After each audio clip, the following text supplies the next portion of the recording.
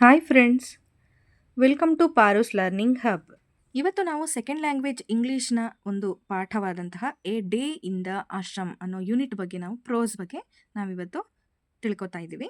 ಹಾಗೆಯೇ a day in the ashram written by C.F. Andrews. ಈ ಒಂದು ಆ, ಪಾಠ ಭಾಗವನ್ನು ರಚನೆ ಮಾಡಿದವರು ಯಾರಪ್ಪ ಅಂತ ಹೇಳಿದ್ರೆ C.F. ಆಂಡ್ರ್ಯೂಸ್ ಅವರಾಗಿರ್ತಾರೆ.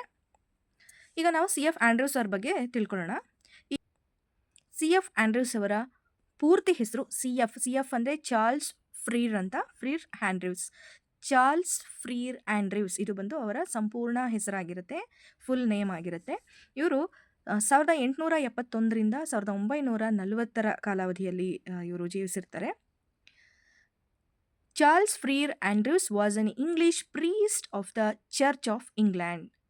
ಈ ಚಾರ್ಲ್ಸ್ ಫ್ರೀರ್ ಆಂಡ್ರ್ಯೂಸ್ ಅನ್ನೋರು ಒಬ್ಬ ಇಂಗ್ಲಿಷ್ ಪ್ರೀಸ್ಟ್ ಆಗಿರ್ತಾರೆ. ಅಂತಂದರೆ ಪ್ರೀಸ್ಟ್ ಅಂದರೆ ಚರ್ಚ್ನಲ್ಲಿ ಇರುವಂತಹ ಪ್ರೀಸ್ಟ್ಗಳನ್ನು ಪಾದ್ರಿಗಳು ಅಂತ ಕರೀಲಾಗುತ್ತೆ. He was an educator and Indian freedom fighter. ಅದರ ಜೊತೆಗೆ ಇವರು ಒಬ್ಬ ಶಿಕ್ಷಣ ತಜ್ಞರಾಗಿರ್ತಾರೆ. ಹಾಗೆಯೇ ಎಜುಕೇಟರ್ ಅಂತ ಹೇಳಿದ್ರೆ ಶಿಕ್ಷಣ ತಜ್ಞರಾಗಿರ್ತಾರೆ. ಹಾಗೆಯೇ ಭಾರತೀಯ ಸ್ವಾತಂತ್ರ್ಯ ಹೋರಾಟಗಾರರಾಗಿರ್ತಾರೆ. ಇಂಡಿಯನ್ ಫ್ರೀಡಮ್ ಫೈಟರ್ ಅಂತ ಹೇಳಿದ್ರೆ ಭಾರತೀಯ ಸ್ವಾತಂತ್ರ್ಯ ಹೋರಾಟಗಾರರು ಕೂಡ ಆಗಿರ್ತಾರೆ. ಹಿ became Mahatma Gandhiji's closest friend and associate. ಹಾಗೆಯೇ ಇವರು ಏನಾಗಿರ್ತಾರಪ್ಪ ಅಂದರೆ ಮಹಾತ್ಮ ಗಾಂಧೀಜಿಯವರ ಕ್ಲೋಸೆಸ್ಟ್ ಫ್ರೆಂಡ್.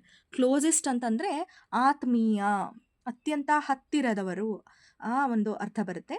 ಅವರು ಮಹಾತ್ಮ ಗಾಂಧೀಜಿಯವರ ಅತ್ಯಂತ ಆತ್ಮೀಯರಾದಂತಹ ಸ್ನೇಹಿತರಾಗಿರ್ತಾರೆ. ಹಾಗೆಯೇ ಅವರ ಅಸೋಸಿಯೇಟ್ ಅಂತಂದರೆ ಸಹವರ್ತಿ, ಅವ್ರ ಜೊತೆ ಸಹವರ್ತಿಯಾಗಿ ಕೂಡ ಕಾರ್ಯವನ್ನು ನಿರ್ವಹಿಸ್ತಾ ಇರ್ತಾರೆ. Andrew's reveals his experience while he stayed in the ashram.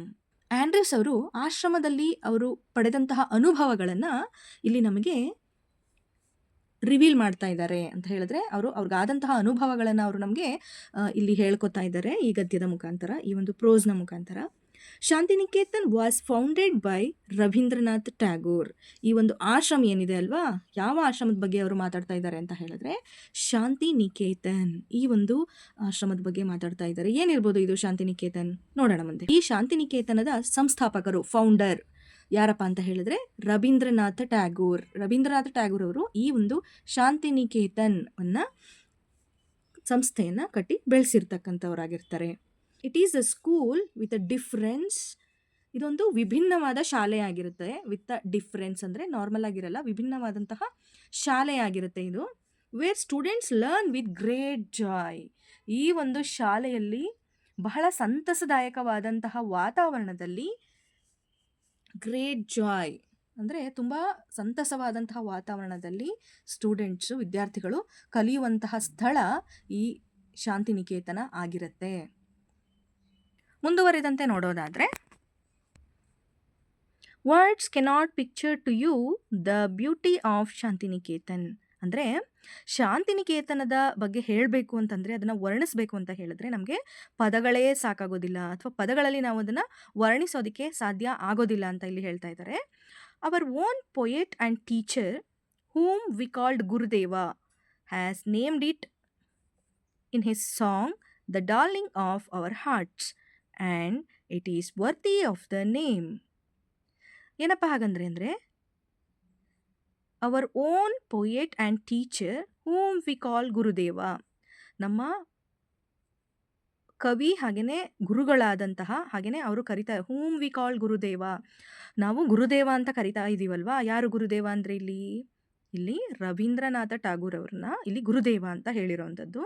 ಗುರುದೇವ ಅಂತ ಕರಿತೀವಲ್ವಾ, ಇವರು has named it in his song. Shantiniketan ಅಂತ ಈ ಒಂದು ಸ್ಥಳಕ್ಕೆ ಶಾಂತಿನಿಕೇತನ ಅಂತ ಅವರು ಕರೀತಾರೆ. ಅವರ ಒಂದು ಸಾಂಗಲ್ಲಿ the darling of our hearts ಅನ್ನೋ ಒಂದು ಸಾಂಗಲ್ಲಿ, ಒಂದು ಹಾಡಿನಲ್ಲಿ ಅಥವಾ ಒಂದು ಗೀತೆಯಲ್ಲಿ ಅವರು ಶಾಂತಿನಿಕೇತನ ಅಂತ ಈ ಒಂದು ಸ್ಥಳವನ್ನು ವರ್ಣಿಸ್ತಾರೆ.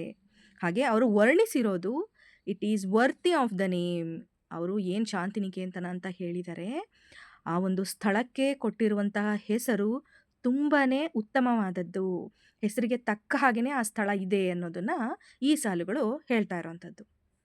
All who have visited the ashram, old and young alike have felt its inner beauty growing more and more upon them. ಈ ಒಂದು ಆಶ್ರಮಕ್ಕೆ all who have visited the ashram, ಯಾರ್ಯಾರೆಲ್ಲ ವಿಸಿಟ್ ಮಾಡ್ತಾರೆ, ಈ ಒಂದು ಆಶ್ರಮಕ್ಕೆ ಯಾರೆಲ್ಲ ವಿಸಿಟ್ ಮಾಡ್ತಾರೆ ಅಂದರೆ ಓಲ್ಡ್ ಏಜ್ ಇರೋರಿರ್ಬೋದು, ಯಂಗ್ ಏಜ್ ಇರೋರಿರ್ಬೋದು, ಅಂದರೆ ವಯಸ್ಸಾದವರಿಂದ ಹಿಡಿದು ಪುಟ್ಟ ಪುಟ್ಟ ಮಕ್ಕಳವರೆಗೂ ಈ ಒಂದು ಆಶ್ರಮಕ್ಕೆ ವಿಸಿಟ್ ಮಾಡಿದಾಗ ಅವ್ರಿಗೆ ಯಾವ ರೀತಿ ಅನಿಸುತ್ತೆ ಅಂತ ಹೇಳಿದ್ರೆ, have felt its inner beauty growing more and more upon them. ಅವರ ಆಂತರಿಕ ಸೌಂದರ್ಯವು ತುಂಬ ಹೆಚ್ಚಾಗ್ತಾ ಇದೆ ಅನ್ನೋ ರೀತಿ ಅವ್ರಿಗೆ ಭಾಸವಾಗುತ್ತೆ. ಯಾಕಂದರೆ ಅಷ್ಟೊಂದು ಸಂತಸವಾದ ವಾತಾವರಣ, ಹಾಗೆ ಪೀಸ್ಫುಲ್ ಆದ ವಾತಾವರಣ, ಹಾಗೆ ಮನಸ್ಸಿಗೆ ಮುದ ನೀಡುವಂತಹ ವಾತಾವರಣ ಶಾಂತಿನಿಕೇತನದಲ್ಲಿ ಇತ್ತು ಅನ್ನೋ ಅರ್ಥವನ್ನು ಈ ಒಂದು ಸಾಲುಗಳು ನಮಗೆ ನೀಡುವಂಥದ್ದಾಗಿರುತ್ತೆ. ಇನ್ನು ಮುಂದುವರಿದಂತೆ ನೋಡೋದಾದರೆ, if I were to describe to you one day in the ashram with the boys, that would perhaps best bring home to you its inner beauty. ಈ ಸಾಲುಗಳು ನಮಗೆ ಏನು ಹೇಳ್ತಾವಪ್ಪ ಅಂತ ಹೇಳಿದ್ರೆ, ಲೇಖಕರು ಅವರು ಆಶ್ರಮದಲ್ಲಿ ಕಳೆದಂತಹ ಒಂದು ದಿನದ ಬಗ್ಗೆ ನಮಗೆ ಡಿಸ್ಕ್ರೈಬ್ ಮಾಡ್ತಾ ಇರೋದ್ರಿಂದ, ವರ್ಣಿಸಿ ಹೇಳ್ತಾ ಇರೋದ್ರಿಂದ, ಅವ್ರಿಗೆ ಯಾವ ರೀತಿ ಆಶ್ರಮದ ಅನುಭವ ಸಿಕ್ತು, ಅವರು ಹೇಗೆ ಆಶ್ರಮದ ಇನ್ನರ್ ಬ್ಯೂಟಿಯನ್ನು ಅವರು ಅರ್ಥ ಮಾಡಿಕೊಂಡ್ರು. That would perhaps best bring home to you its inner beauty.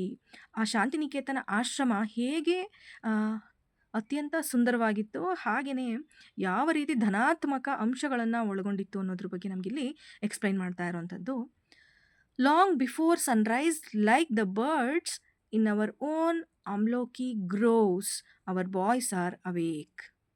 ತುಂಬ ಹಿಂದೆ ಸೂರ್ಯೋದಯ ಆಗಿರುವಂತಹ ಅನುಭವದ ಜೊತೆಗೆ like the birds in our own amloki groves, amloki ಆಮ್ಲ ಅಂದರೆ ನೆಲ್ಲಿಕಾಯಿ ಮರಗಳು. ಗ್ರೋವ್ಸ್ ಅಂತ ಹೇಳಿದ್ರೆ ತೋಪು, ಈಗ ಮಾವಿನ ತೋಪು ಅಂತ ಹೇಗೆ ಹೇಳ್ತೀವಿ ಅದೇ ರೀತಿ ನೆಲ್ಲಿಕಾಯಿಯ ತೋಪು ಅನ್ನೋ ಅರ್ಥವನ್ನು ಬರುತ್ತೆ. ಅಥವಾ groves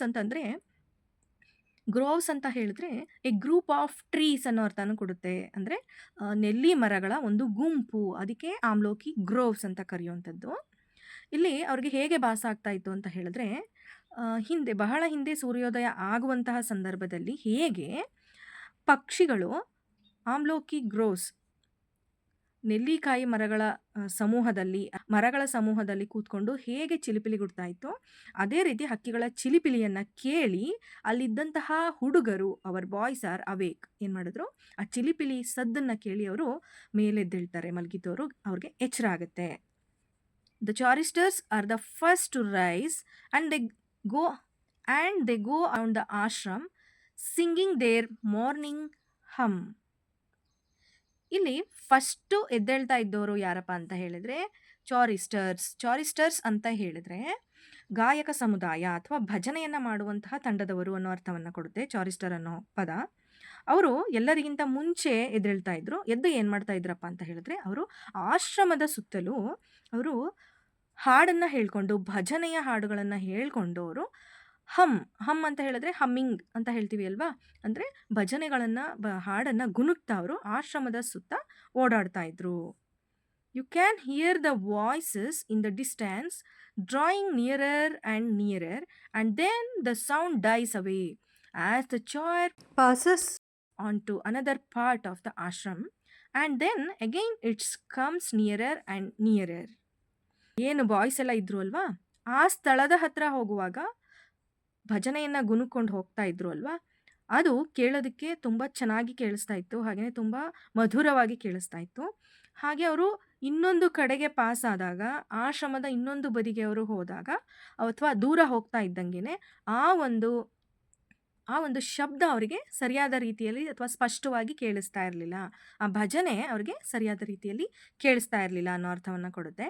The beauty of the sound in the silence morning air and the sense of joy, reverence which it brings give peace to the soul. ಆ ಒಂದು the beauty of the sound in the silence morning air and the sense of joy. ಅಲ್ಲಿ ತುಂಬ ನಿಶ್ಶಬ್ದವಾದ ವಾತಾವರಣ ಇರುತ್ತೆ, ಹಾಗೆಯೇ early morning ಆಗಿರೋದ್ರಿಂದ, ತುಂಬ ಬೆಳಗಿನ ಜಾವ ಆಗಿರೋದ್ರಿಂದ ಅಲ್ಲಿ ಸದ್ದು ಗದ್ದಲ ಏನೂ ಇರೋದಿಲ್ಲ. ತುಂಬ ನಿಶ್ಶಬ್ದವಾಗಿರುವಂತಹ ವಾತಾವರಣದಲ್ಲಿ ಬ್ಯೂಟಿ ಆಫ್ ದ ಸೌಂಡ್, ಆ ಒಂದು ಶಬ್ದದ, ಅವರು ಏನು ಭಜನೆಯನ್ನು ಮಾಡಿಕೊಂಡು ಹೋಗ್ತಾ ಇದ್ರು, ಆ ಶಬ್ದದ ಸೌಂದರ್ಯ ಹೇಗಿತ್ತಪ್ಪ ಅಂತ ಹೇಳಿದ್ರೆ, ಎಲ್ಲರ ಮನಸ್ಸಲ್ಲೂ ಕೂಡ ರೆವರೆನ್ಸ್ ವಿಚ್ ಇಟ್ ಬ್ರಿಂಗ್ಸ್, ಅಂದರೆ ಎಲ್ಲರ ಮನಸ್ಸಲ್ಲೂ ಕೂಡ ರೆವರೆನ್ಸ್ ಅಂತ ಹೇಳಿದ್ರೆ ಗೌರವ ಭಾವ ಅಥವಾ ಭಕ್ತಿ ಅನ್ನೋ ಅರ್ಥವನ್ನು ಕೊಡುತ್ತೆ. ಎಲ್ಲರ ಮನಸ್ಸಲ್ಲೂ ಭಕ್ತಿಯನ್ನು ಮೂಡಿಸೋ ರೀತಿಯಲ್ಲಿ ಆ ಒಂದು ಸಂದರ್ಭ ಸೃಷ್ಟಿಯಾಗಿತ್ತು ಅಂತ ಇಲ್ಲಿ ಲೇಖಕರು ನಮ್ಮ ಜೊತೆ ಹಂಚ್ಕೋತಾ ಇದ್ದಾರೆ. ಮುಂದುವರೆದಂತೆ ನೋಡೋದಾದರೆ, after an interval each boy takes his asan, his square of carpet, into the fields and sits down on it to meditate in his own place alone. ಇಲ್ಲಿ ಏನಾಗುತ್ತೆ ಅಂತ ಹೇಳಿದ್ರೆ, ಆಫ್ಟರ್ ಆನ್ ಇಂಟರ್ವಲ್, ಬ್ರೇಕ್ ಆದ ಮೇಲೆ ಪ್ರತಿಯೊಬ್ಬ ಹುಡುಗರು ಕೂಡ ಏನು ಮಾಡ್ತಾರೆ, ಅವರವರ ಆಸನಗಳನ್ನು ಮಾಡೋದಕ್ಕೆ ಪ್ರಾರಂಭ ಮಾಡ್ತಾರೆ. ಅಂದರೆ ಯೋಗಾಸನವನ್ನು ಮಾಡೋದಕ್ಕೆ ಪ್ರಾರಂಭ ಮಾಡ್ತಾರೆ. ಅದು ಮಾಡಬೇಕಾದ್ರೆ ಹಿಸ್ ಸ್ಕ್ವೇರ್ ಆಫ್ ಕಾರ್ಪೆಟ್, ಅಂದರೆ ಅಲ್ಲಿ ಆ ಯೋಗಾಸನವನ್ನು ಮಾಡಬೇಕಾದ್ರೆ ಕೆಲವೊಂದಷ್ಟು ತಯಾರಿ ಮಾಡ್ಕೋಬೇಕಾಗುತ್ತೆ. ಅವರು ಕಾರ್ಪೆಟ್ಗಳನ್ನು ಕೂಡ ತಯಾರಿ ಮಾಡಿಕೊಂಡು ಅವರು ಫೀಲ್ಡಲ್ಲಿ ಅದನ್ನು ಕಾರ್ಪೆಟ್ ಹಾಕಿ ಅದ್ರ ಮೇಲೆ ಕೂತ್ಕೊಂಡು ಆಸನಗಳನ್ನು ಮಾಡಿಕೊಂಡು ಮೆಡಿಟೇಷನ್ ಎಲ್ಲ ಮಾಡ್ತಾ ಇರ್ತಾರೆ. Later on, before the school work begins, the boys all stand together in the shades of trees and sing their hymn. ಅದಾದ ನಂತರ ಲ್ಯಾಟರ್ ಆನ್, ಅದಾದಮೇಲೆ ಯೋಗಾಸನ ಎಲ್ಲ ಮಾಡಿ ಆದಮೇಲೆ, ಮೆಡಿಟೇಷನ್ನು ಮತ್ತು ಯೋಗಾಸನ ಎಲ್ಲ ಮಾಡಿ ಆದಮೇಲೆ, ಇಲ್ಲಿ ಮೆಡಿಟೇಷನ್ ಹಾಗೆ ಯೋಗಾಸನ ಎಲ್ಲ ಮಾಡಿ ಆದಮೇಲೆ, before the school work begins, ಶಾಲಾ ಕಾರ್ಯಗಳು ಶುರುವಾಗೋದಕ್ಕಿಂತ ಮುಂಚೆ ಆ ಬಾಯ್ಸ್ ಏನು ಮಾಡ್ತಾರೆ ಅಂತ ಹೇಳಿದ್ರೆ, all stand together in the shades of the trees. ಆ ಮರದ ಶೇಡ್ಸ್ ಆಫ್ ದ ಟ್ರೀಸ್ ಅಂದರೆ ಮರದ ನೆರಳು, ಶೇಡ್ ಅಂದರೆ ನೆರಳು, ಮರಗಳ ನೆರಳಿನ ಕೆಳಗಡೆ ಅವರು ಎಲ್ಲರೂ ಕೂಡ ಒಟ್ಟಿಗೆ ಸಾಲಾಗಿ ನಿಂತ್ಕೊತಾರೆ. ನಿಂತ್ಕೊಂಡು ಸಿಂಗ್ ದೇರ್ ಹಮ್, ಅವರು ಪ್ರಾರ್ಥನೆಯನ್ನು ಅಥವಾ ಭಜನೆಯನ್ನು, ಪ್ರಾರ್ಥನೆಯನ್ನು ಮಾಡೋದಕ್ಕೆ ಪ್ರಾರಂಭ ಮಾಡ್ತಾರೆ. Till about 10:30 the work of the school goes on. Almost 10:30 ಅಂದರೆ 10:30ವರೆಗೂ ಕೂಡ ಮಾರ್ನಿಂಗ್ ವರ್ಕು ನಡೀತಾನೆ ಇರುತ್ತೆ. Work of the school goes on, ಆ ಶಾಲೆಯಲ್ಲಿ ಕೆಲಸಗಳು ನಡೀತಾನೆ ಇರುತ್ತೆ. We have no classrooms, ಅವರಿಗೆ ಯಾವುದೇ ರೀತಿ ಕ್ಲಾಸ್ ರೂಮ್ಸ್ ಇರೋದಿಲ್ಲ. The boys sit with their teachers in the open air, ಅವರು ಓಪನ್ ಪ್ಲೇಸಲ್ಲಿ, ತೆರೆದ ಮೈದಾನದಲ್ಲಿ ಅವರು ಕೂತ್ಕೊಂಡು ಕಲಿತಾ ಇರ್ತಾರೆ. ಎಲ್ಲಿ ತೆರೆದ ಮೈದಾನದಲ್ಲಿ ಅಂದರೆ ಅಂಡರ್ ದ ಟ್ರೀಸ್, ಮರದ ಕೆಳಗೆ, ಅಂಡರ್ ದ ಟ್ರೀಸ್, ಮರದ ಕೆಳಗಡೆ ಕೂತ್ಕೊಂಡು ಮೈದಾನದಲ್ಲಿ ಅಧ್ಯಯನ ಮಾಡ್ತಾ ಇರ್ತಾರೆ. ಯಾಕೆಂದರೆ ಅವ್ರಿಗೆ ದೊಡ್ಡ ದೊಡ್ಡ ಕ್ಲಾಸ್ ರೂಮ್ಸ್ ಎಲ್ಲ ಇರೋದಿಲ್ಲ. There are no larger classes, ಅವರಿಗೆ ದೊಡ್ಡ ದೊಡ್ಡ ಕ್ಲಾಸ್ ರೂಮ್ಸ್ ಎಲ್ಲ ಇರೋದಿಲ್ಲ, ತರಗತಿಗಳು ಇರೋದಿಲ್ಲ. ಹಾಗಾಗಿ ಅವರು ಮರದ ಕೆಳಗಡೆ ಕೂತ್ಕೊಂಡು ಅಭ್ಯಾಸ ಮಾಡ್ತಿರ್ತಾರೆ. A group of 8 or 10 boys are seated round the teacher asking him questions. ಅಲ್ಲಿ 8ರಿಂದ 10 ಹುಡುಗರ ತಂಡ ಇರುತ್ತೆ. ಅವರು ನೆಲದ ಮೇಲೆ ಕೂತ್ಕೊಂಡು ಟೀಚರ್ ಜೊತೆ ಅವ್ರಿಗಿರುವಂತಹ ಪ್ರಶ್ನೆಗಳನ್ನು ಕೇಳ್ತಾ ಇರ್ತಾರೆ. Very few books are used, ಅವರು ತುಂಬ ಕಡಿಮೆ ಪುಸ್ತಕಗಳನ್ನು ಅಲ್ಲಿ ಬಳಕೆ ಮಾಡ್ತಾ ಇರ್ತಾರೆ. A greater part is carried on through conversation. ಸಂಭಾಷಣೆಯಲ್ಲಿ ಅವ್ರಿಗಿರುವಂತಹ ಅನುಮಾನಗಳನ್ನು ಬಗೆಹರಿಸ್ಕೊತಾ ಆ ಕೆಲವೊಂದಷ್ಟು ಬುಕ್ಸ್ನ ಬಳಸ್ಕೊಂಡು ಅಲ್ಲಿ ಸಂಭಾಷಣೆ ನಡೀತಾ ಇರುತ್ತೆ. The boys soon learn to open out all their difficulties to their teachers, and the teachers get keenly interested in the boys' questions and answers. Such living education can never be dull. When the morning work is over, the boys bath and go to their meal. About 2 o'clock in the afternoon, the classes begin again. But at this time, the work is chiefly with the hands as well as with the mind. ಇಲ್ಲಿ ಬೆಳಗಿನ ಕೆಲಸ ಕಾರ್ಯಗಳೆಲ್ಲ ಮುಗಿದ ಮೇಲೆ boys ಏನು ಮಾಡ್ತಾರೆ, ಅವರು ಅವರ ಊಟಕ್ಕೆ ಅಂತ ಹೊರಡ್ತಾರೆ. About 2 o'clock in the afternoon, the classes begin again. ಅದಾದ ನಂತರ ಅವರಿಗೆ 2 ಗಂಟೆ ಮೇಲೆ, ಮಧ್ಯಾಹ್ನ 2 ಗಂಟೆ ಆದ ನಂತರ ಅವರಿಗೆ ಕ್ಲಾಸಸ್ ಎಲ್ಲ ಪ್ರಾರಂಭ ಆಗೋ ರೀತಿ ಇರುತ್ತೆ. But at this time the work is chiefly with the hands as well as with the mind. ಆದರೆ ಅವ್ರಿಗೆ ಈ ಟೈಮಲ್ಲಿ ಕೈಯನ್ನು ಬಳಸಿ ಮಾಡುವಂತಹ ಕೆಲಸ ಅಥವಾ ಕರಕುಶಲ ಕಲೆ, ಹ್ಯಾಂಡ್ ಮೇಡ್ ಅಂತ ಹೇಳ್ತೀವಿ ಅಲ್ವಾ, ಅಂತಹ ಕೆಲಸಗಳು, ಹಾಗೆ ಮೈಂಡ್ಗೆ ಒತ್ತು ಕೊಡುವಂತಹ ಕೆಲಸಗಳೇ ಅವ್ರಿಗೆ ಅತಿ ಹೆಚ್ಚು ಇರೋವಂಥದ್ದಾಗಿರುತ್ತೆ. Handy work is practised and the boys' own natural tastes are very soon discovered. ಇಲ್ಲಿ ಅವ್ರಿಗೆ ಕರಕುಶಲ ಕಲೆಯನ್ನು ಪ್ರಾಕ್ಟೀಸ್ ಮಾಡಿಸಲಾಗುತ್ತೆ. ಹ್ಯಾಂಡಿ ವರ್ಕ್ಸ್ ಅಂದರೆ ಕರಕುಶಲ ಕಲೆಗಳನ್ನು ಪ್ರಾಕ್ಟೀಸ್ ಮಾಡಿಸಲಾಗುತ್ತೆ. ಅದೇ ರೀತಿ ಆ ಹುಡುಗರಲ್ಲಿದ್ದಂತಹ ನ್ಯಾಚುರಲ್ ಟೇಸ್ಟ್, ಏನೇನೆಲ್ಲ ಕಲೆ ಇರುತ್ತೆ, ಸೃಜನಶೀಲತೆ ಇರುತ್ತೆ, ಅದೆಲ್ಲನೂ ಕೂಡ ಡಿಸ್ಕವರ್ ಮಾಡಲಿಕ್ಕೆ, ಹೊರ ಹಾಕಲಿಕ್ಕೆ ಇದು ಒಂದು ಅವರಿಗೆ ಪ್ಲ್ಯಾಟ್ಫಾರ್ಮ್ ಆಗಿರುತ್ತೆ, ಒಂದು ವೇದಿಕೆ ಆಗಿರುತ್ತೆ. Some prefer carpentry, others prefer mechanical work, others enjoy spinning and weaving, others become skilled draftsmen or painters, others are musicians. ಇಲ್ಲಿ ಕೆಲವೊಬ್ಬರು ಕಾರ್ಪೆಂಟ್ರಿ ವರ್ಕ್ನ ಮಾಡೋದಕ್ಕೆ ಇಷ್ಟಪಡ್ತಾರೆ, ಅಂದರೆ ಮರಗೆಲಸವನ್ನು ಮಾಡಲಿಕ್ಕೆ ಇಷ್ಟಪಡ್ತಾರೆ. ಕೆಲವರು ಮೆಕ್ಯಾನಿಕಲ್ ವರ್ಕ್ನ ಮಾಡೋದಕ್ಕೆ ಇಷ್ಟಪಡ್ತಾರೆ. ಇನ್ನು ಕೆಲವರು ವೀವ್ ಮಾಡೋವಂಥದ್ದು, ಹೊಲಿಗೆ ಹಾಕುವಂಥದ್ದು, ಆ ಥರ ಎಂಬ್ರಾಯ್ಡ್ರಿ ವರ್ಕ್ ಥರ ಮಾಡೋವಂಥದ್ದನ್ನು ಇಷ್ಟಪಡ್ತಾರೆ. ಇನ್ನು ಕೆಲವರು ಪೇಂಟರ್ಸ್ ವರ್ಕ್ನ ಇಷ್ಟಪಡ್ತಾರೆ. ಕೆಲವರು ಮ್ಯೂಸಿಷಿಯನ್ಸ್ ಪ್ರಾಕ್ಟೀಸ್ ಮಾಡ್ತಿರ್ತಾರೆ. ಈ ರೀತಿ ಅವರು ಯಾರ್ಯಾರಿಗೆ ಯಾವ್ಯಾವ್ದು ಇಷ್ಟ ಆ ಒಂದು ಕ್ಯಾಟಗರಿನಲ್ಲಿ ಅವರು ಪ್ರಾಕ್ಟೀಸ್ ಮಾಡ್ತಾ ಇರ್ತಾರೆ. There is very little book work in the afternoon. School is over at about 4 o'clock, and then there is a rush to get first into the great open fields for football. ಅವರಿಗೆ ಆಫ್ಟರ್ನೂನಲ್ಲಿ ಅಂದರೆ ಮಧ್ಯಾಹ್ನದ ಮೇಲೆ ತುಂಬ ಕಡಿಮೆ ಪುಸ್ತಕದ work ಇರುತ್ತೆ. ಅದಾದ ನಂತರ ಸ್ಕೂಲು ಕಂಪ್ಲೀಟ್ ಆಗುವಂಥದ್ದವ್ರಿಗೆ 4 ಗಂಟೆಗೆ 4 o'clockಗೆ ಶಾಲೆ ಮುಗಿಯೋ ಥರ ಇರುತ್ತೆ. And then there is a rush to get first into the great open fields for football. ಅದಾದ ನಂತರ 4 ಗಂಟೆಗೆ ಅವ್ರಿಗೆ ಶಾಲೆ ಮುಗಿದ ತಕ್ಷಣ ಆ ಹುಡುಗರೆಲ್ಲ ತುಂಬ ರಶ್ಶಲ್ಲಿರ್ತಾರೆ, ಅಂದರೆ ತುಂಬ ಆತುರವಾಗಿ ಅವರು ಫಸ್ಟ್ ಫೀಲ್ಡ್ಗೆ ಹೋಗಬೇಕು. ಗ್ರೇಟ್ ಓಪನ್ ಫೀಲ್ಡ್ ಅಂದರೆ ಫುಟ್ಬಾಲ್ ಫೀಲ್ಡ್ ಇರುತ್ತೆ ಅಲ್ಲಿ for football, great open field for football ಆಟ ಆಡೋದಕ್ಕೋಸ್ಕರ ಅವರು ಫಸ್ಟ್ ಹೋಗಬೇಕು ಅಂತ ಆತುರವಾಗಿ ಹೋಗ್ತಾ ಇರ್ತಾರೆ. Our Shantiniketan boys are famous everywhere for their sports and games. ಹಾಗೆ ಶಾಂತಿನಿಕೇತನದಲ್ಲಿ ಬಾಯ್ಸು ಹುಡುಗರು ತುಂಬ ಫೇಮಸ್ ಆಗಿರ್ತಾರೆ. ಏನಕ್ಕೆ ಅಂತಂದರೆ ಸ್ಪೋರ್ಟ್ಸ್ ಮತ್ತು ಗೇಮ್ಸ್ಗೆ ತುಂಬ ಫೇಮಸ್ ಆಗಿರ್ತಾರೆ. In the evening at sunset they return from the fields and sit down once more for a short time to meditate in silence. ಹಾಗೆಯೇ ಇನ್ ದ ಈವ್ನಿಂಗ್ ಅಂದರೆ ಸಂಜೆ ಅಟ್ ಸನ್ಸೆಟ್, ಸೂರ್ಯ ಮುಳುಗುವಂತಹ ಸಮಯದಲ್ಲಿ, ಸನ್ಸೆಟ್ ಆಗುವಂತಹ ಸಮಯದಲ್ಲಿ ಅವರು ಮತ್ತೆ ವಾಪಸ್ ಬರ್ತಾರೆ ಫೀಲ್ಡ್ಗೆ.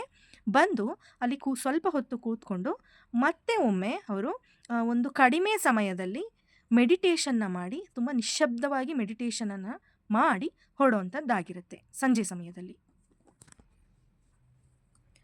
As night comes fairy tales are told, short dramas are recited, our Gurudeva's songs are sung and different school gatherings are held. ರಾತ್ರಿ ಸಮಯದಲ್ಲಿ ಏನಾಗುತ್ತೆ ಅಂತ ಹೇಳಿದ್ರೆ ಫೇರಿ ಟೇಲ್ಸ್ ಆರ್ ಟೋಲ್ಡ್, ಅಲ್ಲಿ ಸಣ್ಣ ಸಣ್ಣ ಕಥೆಗಳನ್ನು ಹೇಳಲಾಗ್ತಿರುತ್ತೆ. ಶಾರ್ಟ್ ಡ್ರಾಮಾಸ್ ಆರ್ ರಿಸೈಟೆಡ್, ಹಾಗೆಯೇ ಚಿಕ್ಕ ಪುಟ್ಟ ಡ್ರಾಮಾಸು ಅಥವಾ ನಾಟಕಗಳನ್ನು ಅಲ್ಲಿ ಉರು ಹೊಡೆಯಲಾಗ್ತಾ ಇರುತ್ತೆ. ರಿಸೈಟ್ ಅಂದರೆ ಉರು ಹೊಡೆಯುವಂಥದ್ದು, ಪ್ರಾಕ್ಟೀಸ್ ಮಾಡುವಂಥದ್ದು. ಹಾಗೆ ಅವರ್ ಗುರುದೇವ ಸಾಂಗ್ಸ್ ಆರ್ ಸಂಗ್, ಹಾಗೆ ಗುರುದೇವ ಅವರ ಗೀತೆಗಳನ್ನು ಅಲ್ಲಿ ಹಾಡ್ತಾ ಇರ್ತಾರೆ. And different school gatherings are held. ಇದೇ ರೀತಿ ಹಲವಾರು ಚಟುವಟಿಕೆಗಳು ಈ ರಾತ್ರಿ ಸಮಯದಲ್ಲಿ ನಡೀತಾ ಇರುತ್ತೆ. By 9 o'clock all are glad to retire to rest. 9 ಗಂಟೆ ಆಗ್ತಾ ಇದ್ದಂಗೆ ಎಲ್ಲರೂ ಕೂಡ ರೆಸ್ಟ್ ಮಾಡೋದಕ್ಕೆ, ವಿಶ್ರಾಂತಿಯನ್ನು, ರೆಸ್ಟ್ ಅಂದರೆ ವಿಶ್ರಾಂತಿ ತೆಗೆದುಕೊಳ್ಳೋದಕ್ಕೆ ಎಲ್ಲರೂ ಹೊರಡ್ತಾರೆ. And again the choristers go around the ashram singing their last evening hymn. ಅದಾದಮೇಲೆ ಚಾರಿಸ್ಟರ್ಸ್ ಏನಿರ್ತಾರೆ, ಗಾಯಕ ಸಮುದಾಯ ಅಥವಾ ಪ್ರೇಯರ್ ಮಾಡುವಂತಹ ತಂಡ, ಭಜನೆ ಮಾಡುವಂತಹ ತಂಡ ಏನಿರುತ್ತೆ, ಅವ್ರು ಏನು ಮಾಡ್ತಾರೆ, ಆಶ್ರಮದ ಸುತ್ತಲೂ ಕೂಡ ಮತ್ತೆ ಆ ಒಂದು ಹಾಡನ್ನು ಹಾಡ್ತಾ ಅವರು ಸುತ್ತಾ ಇರ್ತಾರೆ ಅಥವಾ ವಾಕಿಂಗ್ ಮಾಡ್ತಾ ಇರ್ತಾರೆ. There can be no question as to the happiness of the life of our boys. ಅಲ್ಲಿ ಹುಡುಗರ ಸಂತೋಷಕ್ಕೆ ಯಾವುದೇ ರೀತಿ ಪ್ರಶ್ನೆ ಮಾಡುವಂತಹ ಸಂದರ್ಭ ಬರೋದೇ ಇಲ್ಲ. ಅವ್ರ ಸಂತೋಷಕ್ಕೆ ಎಲ್ಲೇನೇ ಇಲ್ಲ ಅನ್ನೋ ರೀತಿಯಲ್ಲಿ ಅಲ್ಲಿನ ಹುಡುಗರು ಜೀವಿಸ್ತಾ ಇರ್ತಾರೆ. Their faces tell the story of their joy and their freedom. ಅವರ ಮುಖಗಳನ್ನು ನೋಡ್ತಾ ಇದ್ದಂಗೆ ಲೇಖಕರಿಗೆ ಅವರು ಎಷ್ಟು ಸಂತೋಷವಾಗಿದ್ದಾರೆ, ಹಾಗೆಯೇ ಅವ್ರಿಗೆ ಎಷ್ಟೊಂದು ಸ್ವತಂತ್ರ ಇದೆ, ಆ ಆಶ್ರಮದಲ್ಲಿ ನಿರ್ಭಯವಾದಂತಹ ವಾತಾವರಣ ಇದೆ, ಸ್ವತಂತ್ರತೆ ಇದೆ ಅನ್ನೋದು ಗೊತ್ತಾಗ್ತಾ ಇರುತ್ತೆ. ಇಲ್ಲಿ ಲೇಖಕರು ಹೇಳ್ತಾರೆ, there is no freer life in India than the life of our children at Shantiniketan. ಅಂದರೆ ಇಂಡಿಯಾದಲ್ಲಿ ಯಾರು ಕೂಡ ಶಾಂತಿನಿಕೇತನದ ಮಕ್ಕಳಷ್ಟು ಸ್ವಾತಂತ್ರ್ಯವಾಗಿ, ಸಂತೋಷವಾಗಿ ಬದುಕಲಿಕ್ಕೆ ಸಾಧ್ಯ ಇಲ್ಲ ಅನ್ನೋ ಒಂದು ಅಭಿಪ್ರಾಯವನ್ನ ಇಲ್ಲಿ ಲೇಖಕರು ಈ ಸಾಲುಗಳ ಮುಖಾಂತರ ವ್ಯಕ್ತಪಡಿಸ್ತಾ ಇರುವಂತದ್ದಾಗಿರುತ್ತೆ. ಒಟ್ಟಾರೆಯಾಗಿ ಈ ಒಂದು ಯೂನಿಟಲ್ಲಿ ಲೇಖಕರು ಶಾಂತಿನಿಕೇತನದ ಸೌಂದರ್ಯ ಆಗಿರ್ಬೋದು, ಅಲ್ಲಿನ ಪೀಸ್‌ಫುಲ್ ವಾತಾವರಣ ಆಗಿರ್ಬೋದು, ಹಾಗೆ ಅಲ್ಲಿ ಮಕ್ಕಳಿಗೆ ಯಾವ ರೀತಿಯೆಲ್ಲ ಶಿಕ್ಷಣವನ್ನ ನೀಡಲಾಗಿತ್ತು, ಯಾವ ರೀತಿ ನಿರ್ಭಯವಾದ ವಾತಾವರಣ ಇತ್ತು, ಸ್ವತಂತ್ರತೆ ಇತ್ತು, ಹಾಗೇನೆ ಅಲ್ಲಿನ ಕಲಿಕೆಗಳು ಯಾವ ರೀತಿ ಇತ್ತು, ಹಾಗೇನೆ ಅವರಿಗೆ ಕರಕುಶಲ ಕಲೆಗೆ ಹೆಚ್ಚು ಒತ್ತು ಕೊಡ್ತಾ ಇದ್ರೋ, ಹಾಗೇನೆ ಅವರ ದೈಹಿಕ ಬೆಳವಣಿಗೆ ಮತ್ತೆ ಮಾನಸಿಕ ಬೆಳವಣಿಗೆಗೆ ಹೇಗೆ ಸಹಕಾರಿಯಾಗಿತ್ತು, ಈ ಎಲ್ಲ ಅಂಶಗಳನ್ನು ಕೂಡ A day in the ashram ಎನ್ನುವಂತಹ ಅವರ ಬರಹದ ಮೂಲಕ ಸಿ.ಎಫ್. ಆಂಡ್ರ್ಯೂಸ್ ಅವರು ಇಲ್ಲಿ ವ್ಯಕ್ತಪಡಿಸಿದ್ದಾರೆ. A day in the ashram ಅನ್ನೋ ಒಂದು ಪ್ರೋಸ್ ಅಲ್ಲಿ ವ್ಯಕ್ತಪಡಿಸಿದ್ದಾರೆ. ಇದಿಷ್ಟು ಒಂದು ಎ ಡೇ ಇನ್ ದ ಆಶ್ರಮ್‌ನ ಸಂಪೂರ್ಣ ವಿವರಣೆ ಆಗಿರುತ್ತೆ. ಈ ಒಂದು ಎ ಡೇ ಇನ್ ದ ಆಶ್ರಮ್‌ನ ಸಂಪೂರ್ಣ ವಿವರಣೆ ನಿಮಗೆ ಇಷ್ಟ ಆಗಿದೆ ಅಂತ ಅನ್ಕೋತೀನಿ. ಇನ್ ಕೇಸ್ ಈ ವಿಡಿಯೋನ ನೀವೇನಾದರೂ ನನ್ನ ಒಂದು ಯೂಟ್ಯೂಬ್ ಚಾನಲ್‌ಗೆ ಸಬ್ಸ್ಕ್ರೈಬ್ ಆಗದೆ ನೋಡ್ತಾ ಇದ್ರೆ, ಈಗಲೇ ಪಾರುಸ್ ಲರ್ನಿಂಗ್ ಹಬ್ ಯೂಟ್ಯೂಬ್ ಚಾನಲ್‌ನ ಸಬ್ಸ್ಕ್ರೈಬ್ ಮಾಡಿ ಅಂತ ಕೇಳ್ಕೊತಾ, ನಿಮ್ಮ ಸಪೋರ್ಟ್ ನನಗೆ ಯಾವಾಗಲೂ ಹೀಗೆ ಇರಲಿ ಅಂತ ಕೇಳ್ಕೊತಾ, ಮತ್ತೆ ಮುಂದಿನ ವಿಡಿಯೋದೊಂದಿಗೆ ಭೇಟಿಯಾಗೋಣ. ಅಲ್ಲಿವರೆಗೆ ನಮಸ್ಕಾರ.